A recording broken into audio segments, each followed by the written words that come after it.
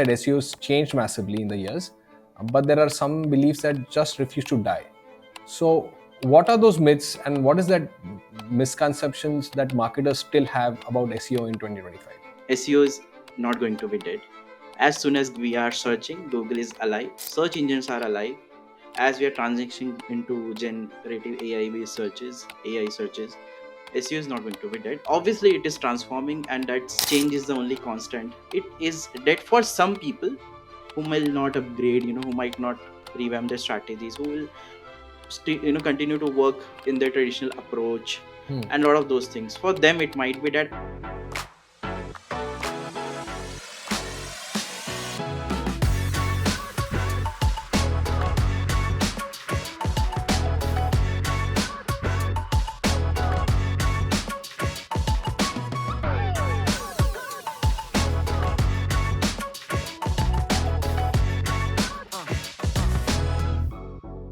Today on Marketing Growth Fuel, we're joined by Devendra Saini, a digital marketing expert and SEO strategist with over a decade of experience. He's currently driving the SEO and digital strategy at Mobile Premier League, MPL, one of the largest mobile gaming platforms. Devendra is known for his expertise in integrating AI into SEO workflows and his deep understanding of search engine algorithms. He's helped MPL and other leading brands optimize their digital presence, ensuring they stay ahead of the curve in the ever changing digital landscape. Let's get started.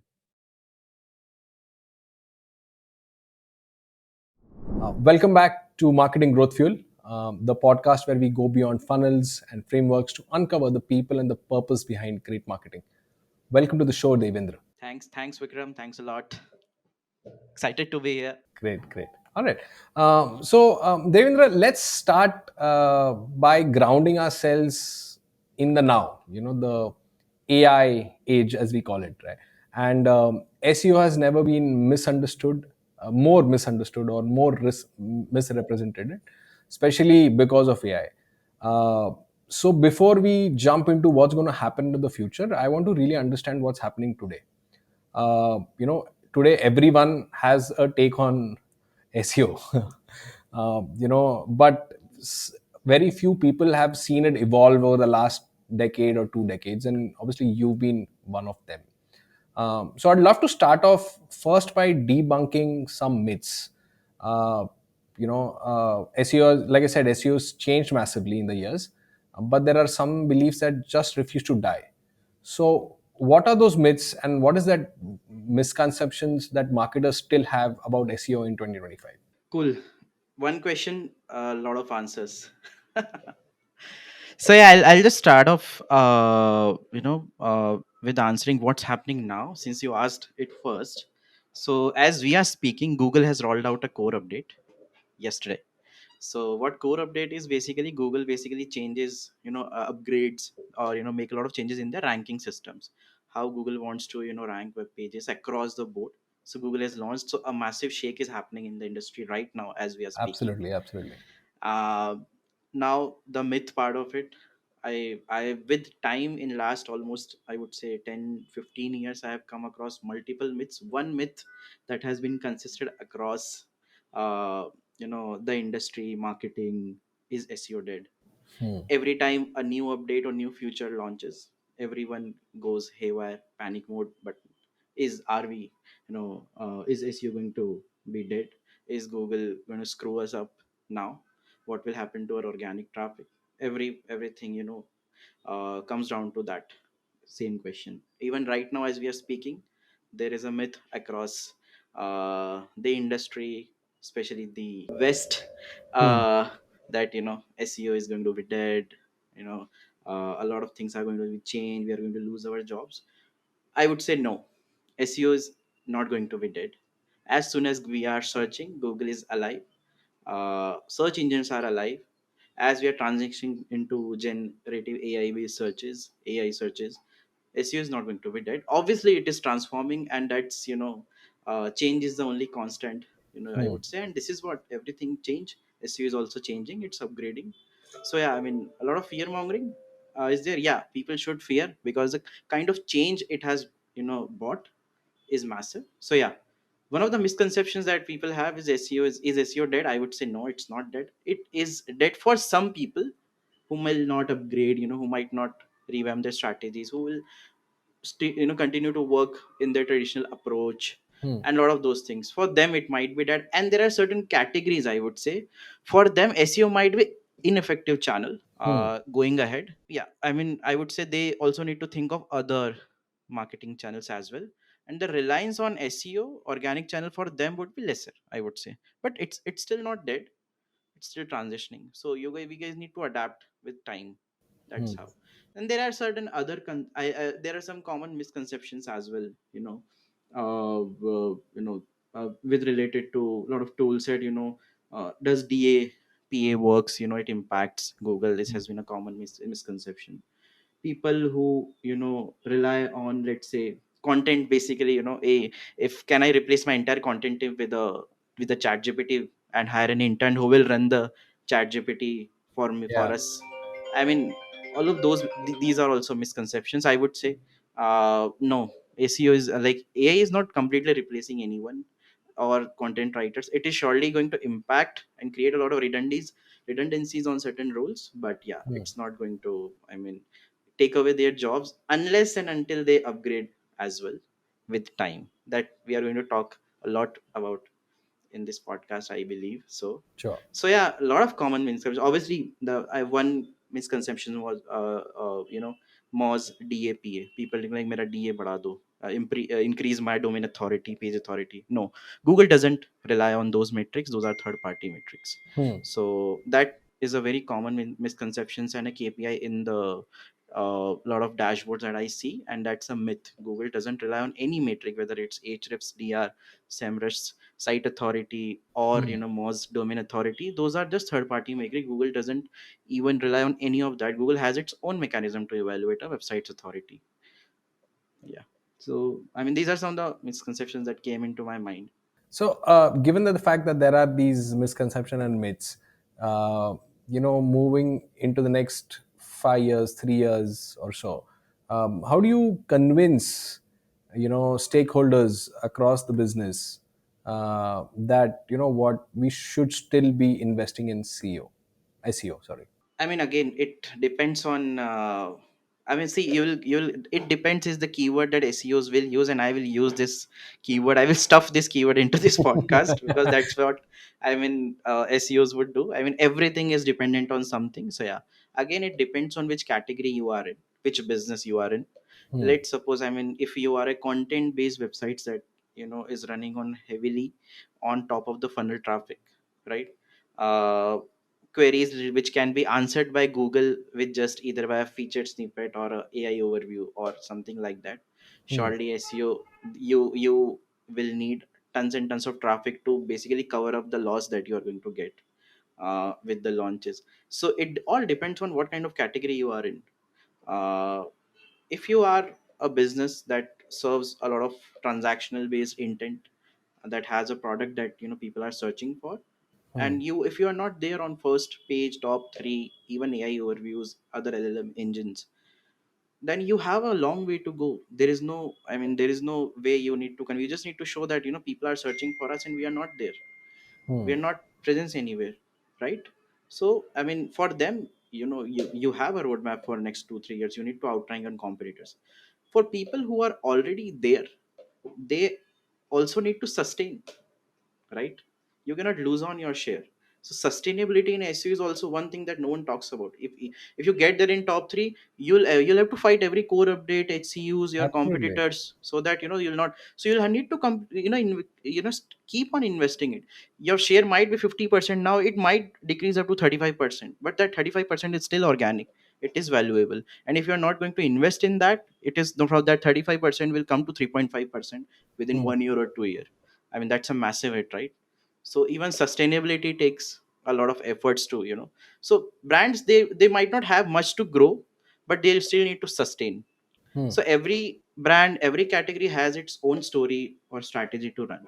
That's how we operate. And you'll need to see on various other channels how you can expand. You need to identify your levers, because I was attending one search center event in 2023, and Google said like they get approximately what 10 to 15% of their search queries new every day. Hmm. Like those queries were not even searched before, they are completely new. Just imagine the kind of queries that Google gets. So you need to keep on identifying, upgrading. Got it. Like you said, it depends. Okay.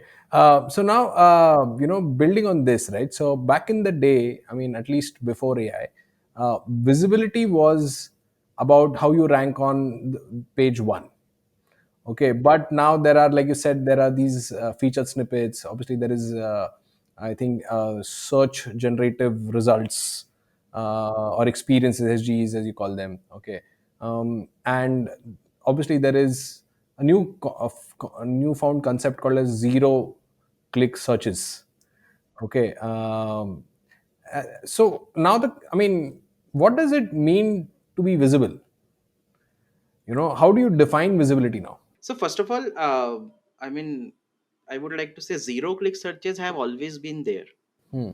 It's not a new concept. I even like, I would say around 8, when Google launched started launching their knowledge graph. Google Hmm. started using the zero click searches. Because Google didn't want user to leave their platform as well. They want to retain. So whenever there is a form of standardized information, Google always stepped into that category, and they have technically taken the share of publishers. Hmm. I'll just tell you one example. You search about a celebrity, right? You'll find a knowledge panel right away. That's zero click search. Yes. These panels have been there for like 8 7 8 years or so now. That's a zero click search. You don't have to visit any website, but that information is been taken by either Wikipedia, publishers like you, me, Yeah. who are writing content, right? A calculator, you do searches, that's a zero clicks. You don't have to visit a calculator website, Correct. right? So this concept has been there. So obviously that's where certain categories have always taken a hit, Hmm. right? So zero click searches have always been there. Now Google is stepping in into generative AI and answer engines. Now we are into an era because chat gpt launched very soon. Now Google has to be in that race, maintain their share.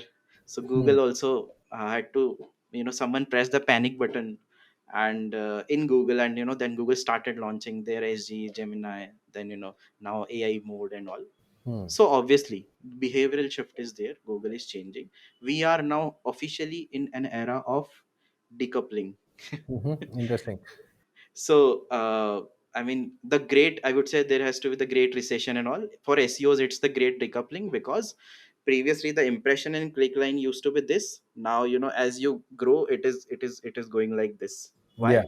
Because your impressions are growing up, your clicks are going down, because the industry you might be in, a lot of answers or queries are becoming zero click because of the AI mode.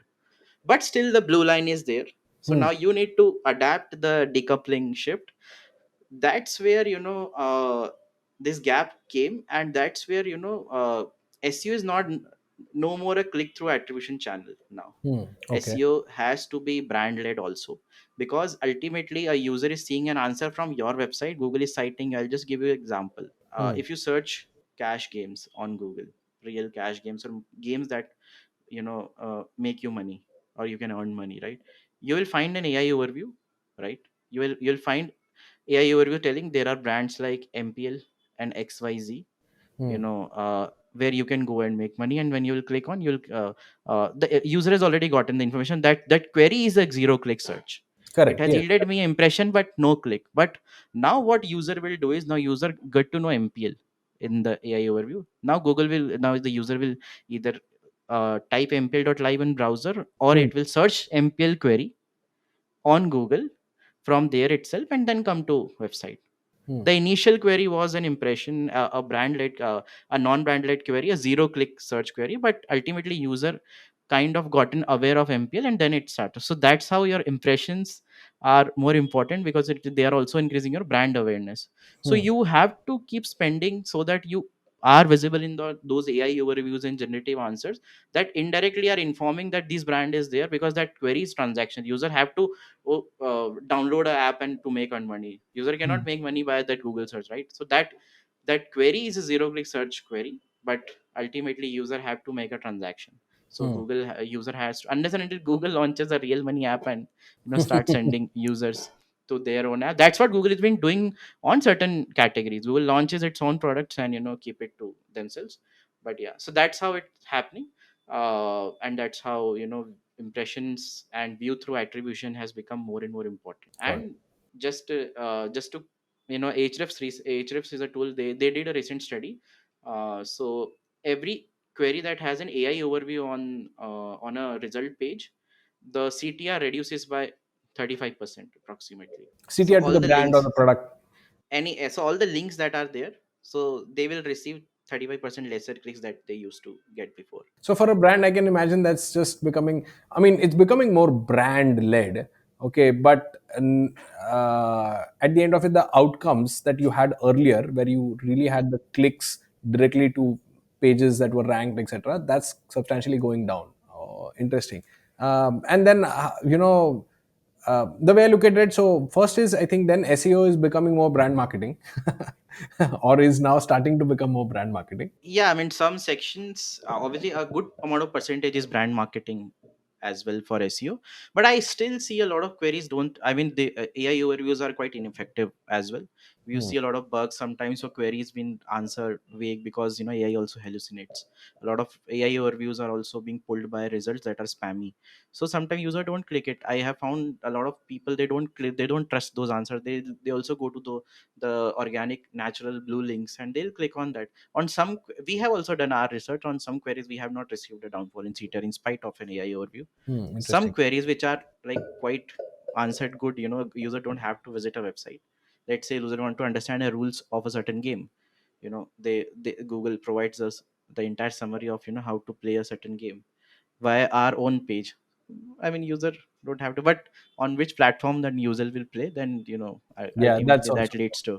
Yeah, Yeah. but also that doesn't that reduce the traffic to all brand sites? Like you said, I'm assuming you said 35%, right?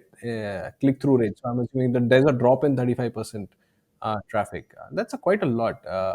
And how do you think brands should then recalibrate their expectations? I mean, brands that are relying heavily on their blogs, heavily relying on content related queries that can be answered by Google. I mean, then user doesn't have to do much. Then there will be a loss of click, and this is how the industry is changing. So ultimately, brands that are relying on content heavily, they'll obviously uh, They'll be getting get bad. But they'll how, they'll how have to. This is a pinch of salt. I mean, they have to take it and move on. So that the so breakup is move on in the context of moving to a different channel, creating a obviously different. channel, obviously creating more content. I mean, obviously you'll need to see, I mean, how where your users are searching you. But there is a hit. Top of the funnel is going to get a massive hit, for sure. Right. So That then I'm most of assuming. the most of the product led brands don't rely on heavily for revenue generation, but brands that are heavily relying on advertisement, Google AdSense, that monetization, ads monetization on certain categories, they are going to take a hit on their traffic because visitor is not going to come. So I had this theory, right? And because I've been following this space for about a year, 2 years now.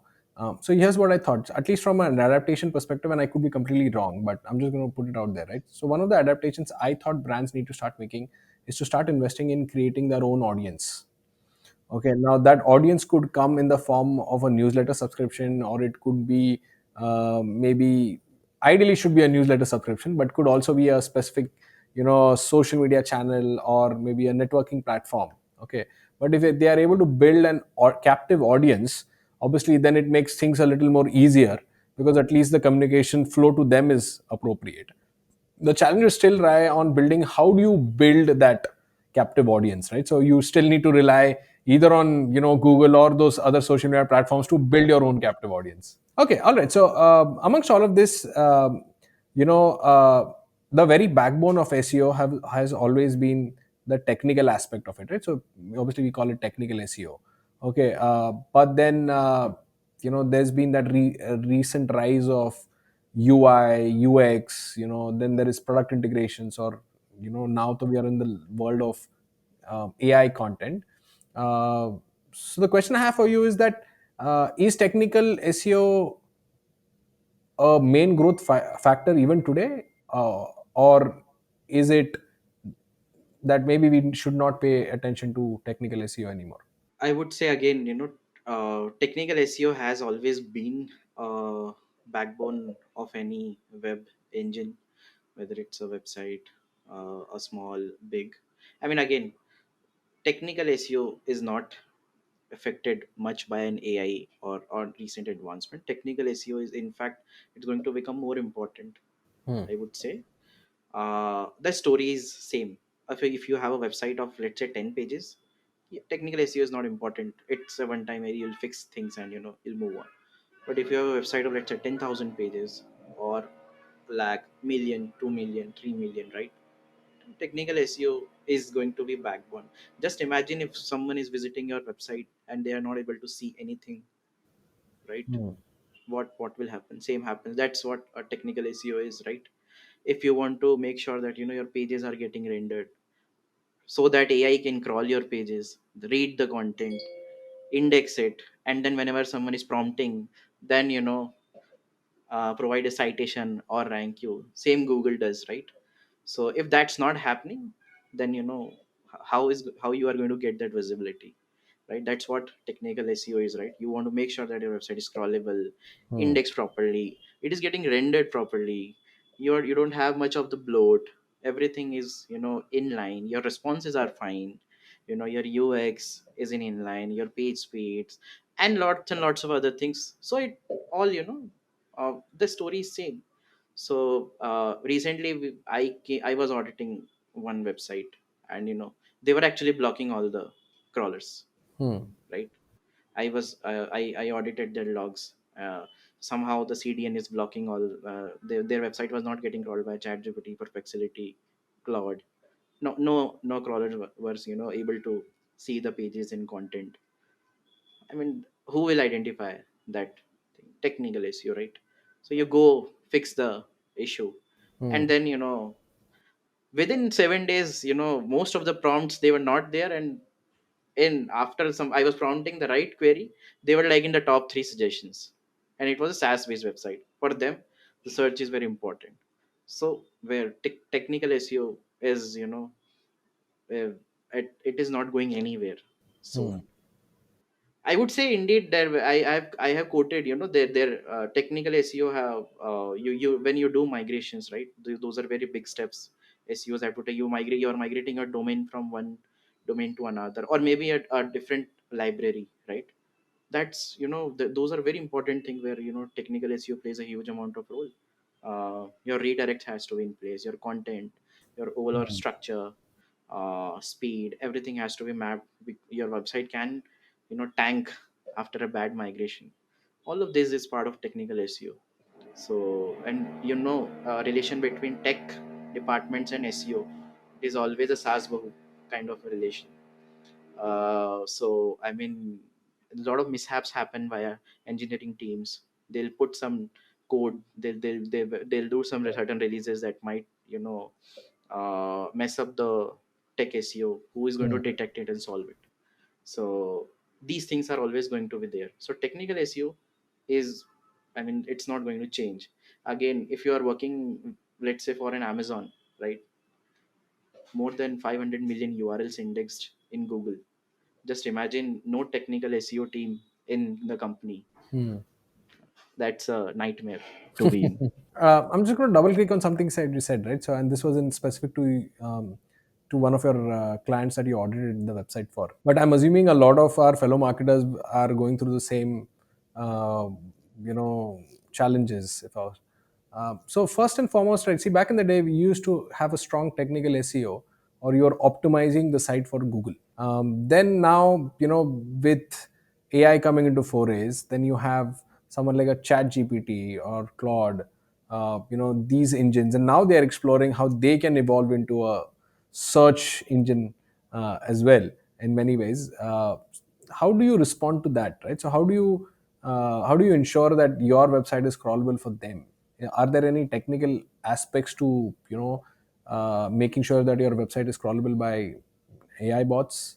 And are there any parameters that we need to ensure?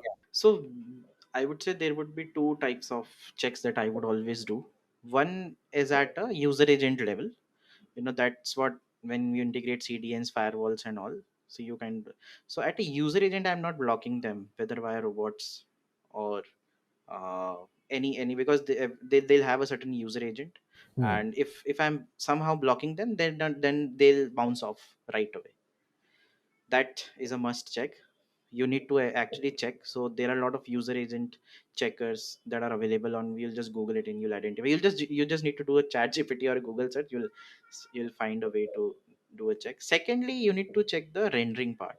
So Hmm. most of the crawlers, they earlier, weren't able to render JavaScripts, that Google also Yeah. initially failed, but then Google adapted. That's why, Google also shifted their SERP layout to a JavaScript functionality, because a lot of AI crawlers were crawling Google results, which Hmm. ultimately is a costly affair for Google, right? So they are just right crawling their search results to train their models. Right. so s- so then eventually these uh, crawlers also adapted. So you need to actually make sure that, if you are running on heavily JavaScripts, Hmm. any libraries like, Next.js, AngularJS, Vue, React. So you need to make sure that your pages are getting server side rendered and you are serving an HTML copy to them, and your content is being rendered properly with all the tags and everything. Hmm. Same practice that you do with Google, make sure that, all the crawlers are also being able to render your pages. These are the two checks that are sufficient Hmm. right now to make sure that, crawlers are indexing your URL properly, and you are not blocking them from any of the mediums. So one of the things that I have observed lately is that, people talk about using AI for SEOs, but it's primarily for generating content. Okay, and maybe do some quick audits, etc., etc. Uh, and I read some of the things that you've written on LinkedIn. Your approach is a little different, right? So you're really talking about integrating or building AI into workflows. uh, so what does that actually look like in action? I would love for you to walk me through it. I mean, obviously, as you mentioned, when people talk about using AI in SEO, I mean, content is one of the biggest levers that, and AI based content is not bad actually. I would say, so what actually happened, people, SEOs has a tendency to exploit algorithms, ranking. So when AI came, it became easier to, churn content heavily. So a lot of black hat SEOs and a lot of other people I know, they what they do is they'll create a programmatic website on an expired domain and ship 10,000 articles daily, Yeah. with AI. So with AI, they actually got enabled, and they were previously they used to do the same thing, but But it might have taken them maybe a week or 10 days or 15 days to do the same task. Now they are doing the same task in an hour correct. using AI. So their algorithm abusing AI, and they want to, because SEOs want to make money. There are a lot of SEOs, they don't care about user. They'll just create a website, they want to run AdSense, run affiliates, make money out of it, and go away. They Yeah. don't care. But that's not Google motto. Google want to serve right information, right? Correct. So it has always that cat fight between black hat SEOs and SEOs between Google. So Google became anti SEO in last 2 3 years. The Hmm. updates that Google has shipped, helpful content so whatever an SEO you would like to do, Google has started penalizing things. No, like it's what people, there is a practice that, you always do, right? Hmm. Whenever you want to make your content fresh, what you will do, you will put your heading and update the date and Yeah. timestamp. Yeah. That's it. You didn't made any change in the content. SEOs do that day in day night. Every 1st July, today is the day. I am damn sure 90% SEOs would have updated their title and timestamp. Google recognized that. Google massively penalized those websites, those were doing that. So Hmm. each and every, AI was one of them. It was a very huge footprint. Then Google launched helpful content update, massive updates, and we started penalizing. That's where AI SEO or AI based content writing became a negative or became an outlier for SEO, and a lot of companies then no AI content, no AI Hmm. content in there. Obviously, yeah, if you'll write crap 300 words with directly typing something, it is going to get penalized because it's not adding that value. And Google works on a model which is known as information gain. Hmm. So if Google already has an information that has been indexed, what these models have done, they have crawled and all these websites which Google already has, Correct. crawled and trained their model, and they are writing the same shit that Google already knows. Yeah, and then there's no information gain. And there is no gain in that article. What new I am learning? So every website might have this trigger on their content quality, how much new and expert, their EAT guidelines, all of these fall in same place, like how much new Google is also learning, how much, what value they are adding, or is it just a refurbished article? So AI is also producing same. Hmm. So when it started happening in bulk on pages, their websites started getting penalized. So it's not a wise use of AI content. But I would say a lot of AI content is much better than a regular, a normal writer or a. So, and one thing that still need human hands on, and every AI output needs a human overview, right? I would say everything. You working with big brands, Hmm. just imagine, can you tell an AI to ship a web page right away without a human check? Though it might be 100% correct, but you still cannot trust because AI is not perfect. These models do hallucinate. Hmm. I remember I was in a Reddit thread, or I was reading a Twitter thread. There was one guy who built a complete SaaS on, and he was making good money out of it. He built certain SaaS using completely AI, 100%. But their code hallucinates. He integrated one API of certain company, that API have a certain cost, right? Either it's a payment gateway API or it's any API, they'll have their tokens and cost involved. So what that SaaS did or AI did was, they it over exceeded their credit limit, and he got a bill of around 30 or $40,000 from that company. He didn't even had that usage. Somehow that AI hallucinated, and now, and he don't even know how to fix that thing, Okay. right? He had to shut down his live product, take it, because he want to make sure that it's not running in the production, and keep consuming those credits. And they actually it did, and that's where you need manual, you he might need a technical guy to Yeah. actually solve that bug. It might have. So that's where AI can hallucinate, and it can break your bank as well. uh, so I mean, that's where you cannot rely. They do hallucinate. They do provide crappy outputs. You need to train them like a Hmm. kid. Then they start. But as soon as you do these jobs perfectly, they help you out very well. But everything, if you're working with a bigger brand, you cannot rely on AI completely. You cannot rely on AI. Uh, I have seen a lot of companies, they have introduced AI, but mostly in the sections where it might not break their bank. Let's say a customer support engine, right? Or maybe in a learning algorithm they have integrated, but all the operations they do get reviewed very carefully, and after a very huge amount of testing, they roll out certain AI Hmm. features. It's obviously in a stage where people do a lot of hackathons, and but these products are not ready to go live in productions yet. So that gives us a lot to think about, Devendra. And before we let you go, we'd love to play with you this game we call This or That, the marketing mashup. Would love to see where your instincts really lie. So, ready when you are. First of all, there is no zero or one in SEO. As I mentioned, there is no silver bullet that you do this and you'll get. I know what kind of questions are going to come up, so I'm sending a disclaimer. Okay. All right. So 100K organic visits or 1K product signups? I would say 1K product signups. But ultimately, you will need visits as well so that they convert into product signups.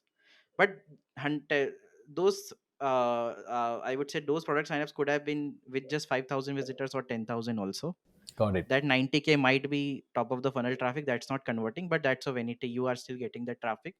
That is indeed going your brand again, your brand recall, or your brand led activity. But yeah, signups are more important. That are going to pay your bills, not traffic. Manual audits or crawled dashboards? I would say both. Okay. uh Manual audits, again, you can automate anything, but what do you find with your own manual eye? That's unbeatable. A lot of things these crawl dashboards don't have. They have a preset of logic. They'll audit that will help you churn your audit faster, but Hmm. ultimately you'll need to run every item to, because I'll just give you one example. A Hmm. crawl audit, if let's say you have a 10-page website, Hmm. right? Your audit score is 99%, everything is perfect on your website. Why? Because you have 10 pages, every page had title, meta, alt tag updated, content is Hmm. also there, it is loading fast, no 404 errors, sitemap is also there, schema is also there, Hmm. but the website is not ranking anywhere. Hmm. Right? Because technically that website is perfect, but when you'll audit the website, right? Oh, every competition has 1,000 pages, 5,000 pages, they have Yeah. this structure, they have that. That tool cannot tell. Long form evergreen content or snappy topical posts. Depends on search intent, what users wants to read. Both works. Okay. uh, you cannot rely on one. Search experience optimization or traditional on page SEO. I would say search experience optimization, because it will have traditional SEO inside as one part, but SXO is something that AI content tools or human editors. Just love to remind you that the game is this or that. I'll rely on human editors right now. I'm assuming those human editors are using AI. Okay, that's one way to put it. Okay, ranking fast or ranking right. I would say ranking right, because ranking fast might go anytime. Product led SEO or content led SEO. Product led SEO. Reddit threads or Google trends. Both are different. Actually, Reddit threads are UGC. Google trends, you get to know what is trending. Hmm. Uh, so both are kind of not related. I would say both, because both are different. SEMrush or Ahrefs. Ahrefs, for me, because I personally like Ahrefs, but I always use SEMrush to double check things.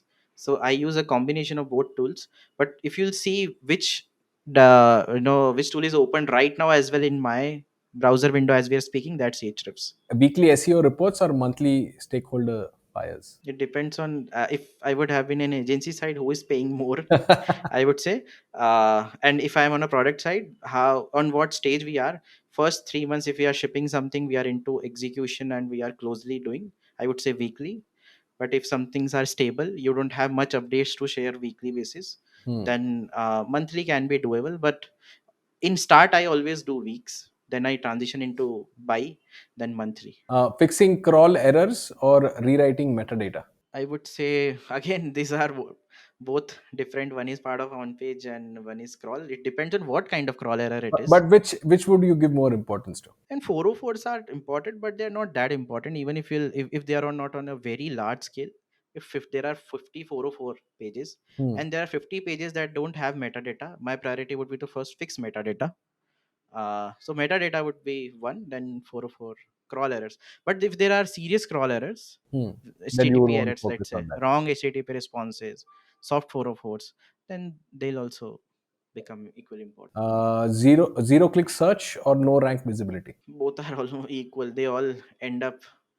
I would say, see, no rank visibility. It's a strange term that has recently come up, because no rank visibility is like, even if your page is ranking on second, third page, Hmm. still you can get cited in chat gpt, because they might pick you as a relevant source. Correct. Yeah. Zero click searches are basically, I told you, like on Google, if someone is searching AI overviews or knowledge graph or a featured snippet, they are zero click searches.